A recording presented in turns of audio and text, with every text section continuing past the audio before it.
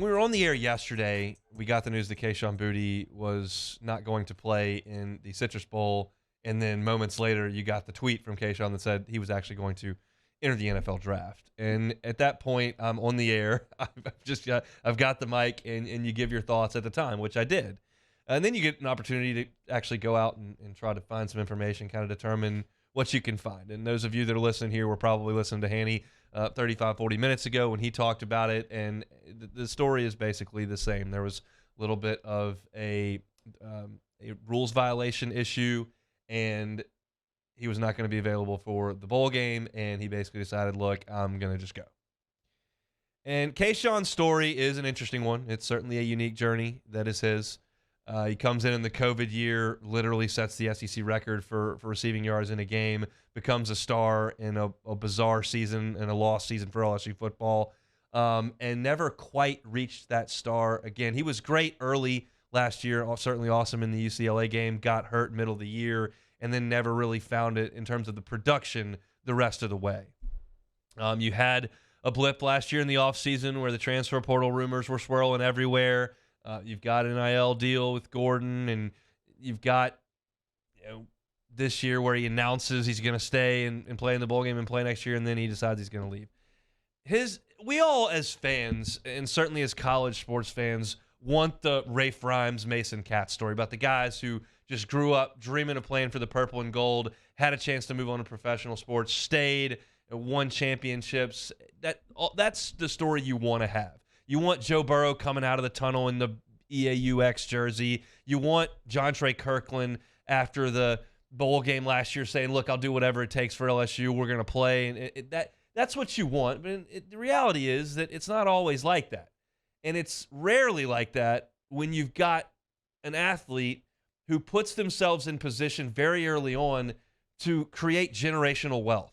And when you're a five-star recruit like Kayshon Boutte and you have the production as a freshman like Kayshon Boutte, and you've got the ability to be a top 10 NFL draft pick, top 20 NFL draft pick, first-round NFL draft pick, and you can sign a second contract in the NFL, and you can do something in that sport that puts your family in an amazing situation for a couple of generations, it changes the way that you operate more often than not.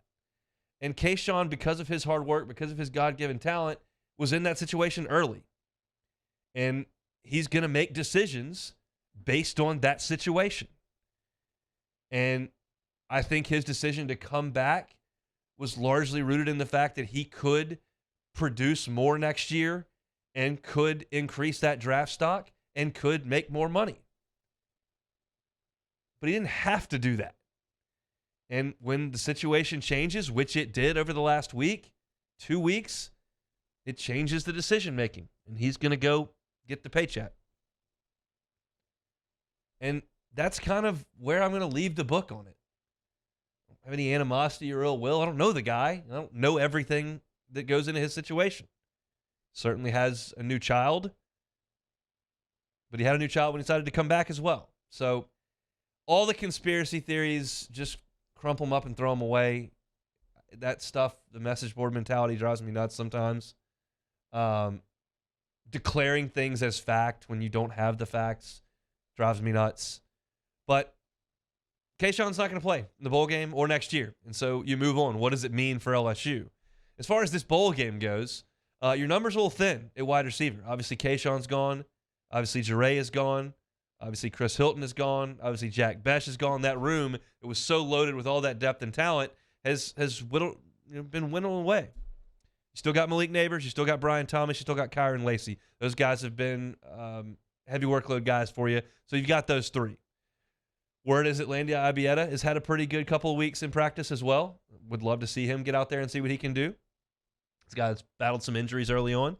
Greg Clayton's caught punts for you. I'm sure he could get out there and run some routes. This era, in terms of the bowl season, it's not like how good are the players you got. It's literally, do you have any players? Last year, literally, LSU had no quarterbacks. This year, you're almost literally to the point where you're out of defensive linemen. You're not almost out of wide receivers. I just rattled off 5 there. Those are guys that can play. And certainly, I think they can play against Purdue with a secondary that's had 3 guys opt out. So it's they've got enough guys, and they've got some high-end guys. Neighbors and Thomas are great, and Lacey's been very good this year for most of the year. Had a couple drops in Fayetteville that drove me nuts a little bit, but he's played pretty well this year. So that's the group you're going to take in there. And I think as you look at the signing class that has elite wide receivers and pass catchers in it, and you look at a guy like Chris Hilton coming back, oh, man, I can't believe I just said that. I hate when people say a guy like, and it just kind of rolled off my tongue there. You don't have a guy like Chris Hilton. You have Chris Hilton coming back. When you have Chris Hilton coming back, that's a guy with a ton of speed. We saw the speed on the last play of the Texas Bowl last year. For those that were still watching, post-game show host was still watching at that point. It was late at night, and we were down by 100. But he caught a go route and took it the distance on the last play of the season.